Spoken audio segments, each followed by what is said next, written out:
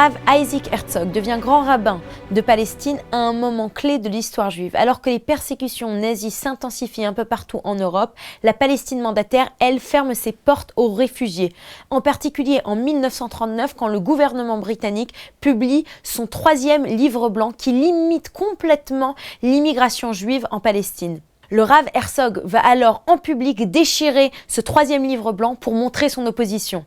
Son fils Chaim Herzog s'inspirera de son acte quand en 1975, lui aussi déchirera au podium de l'ONU la motion « Sionisme égale racisme ».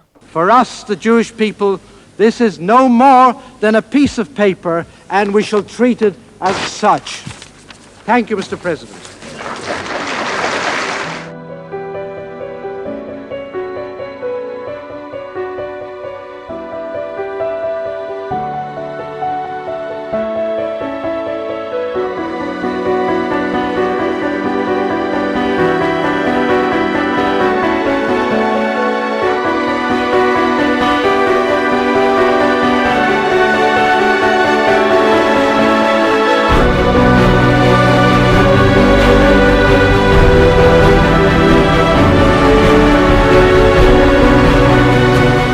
Après avoir rencontré le président Roosevelt, le Rav Herzog décide de rentrer en Palestine. Tout le monde lui déconseille, c'est dangereux de prendre la route en pleine guerre. Pourtant, il décide par tous les moyens de rentrer car il ressent que sa place est près de son peuple.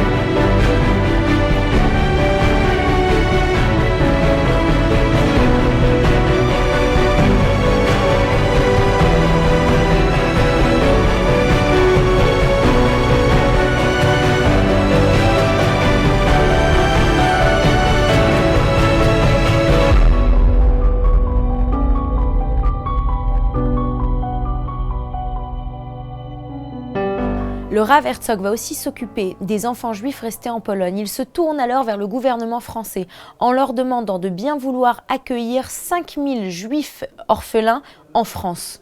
Le gouvernement provisoire français de l'époque accepte et c'est ainsi que ces enfants vont être rapatriés dans des maisons de Lozé dans l'Hexagone. C'est peut-être grâce à lui que des personnalités comme Elie Wiesel ou le Rav Lau vont se retrouver ainsi sur le territoire français. Pour la petite histoire, lors d'une de ses rencontres avec le président du gouvernement provisoire, Georges Bidault, qui est un catholique pratiquant et un grand résistant, le président est tellement impressionné par la personnalité du Rav Herzog qu'à la fin de leur rencontre, il lui demandera tout simplement de le bénir.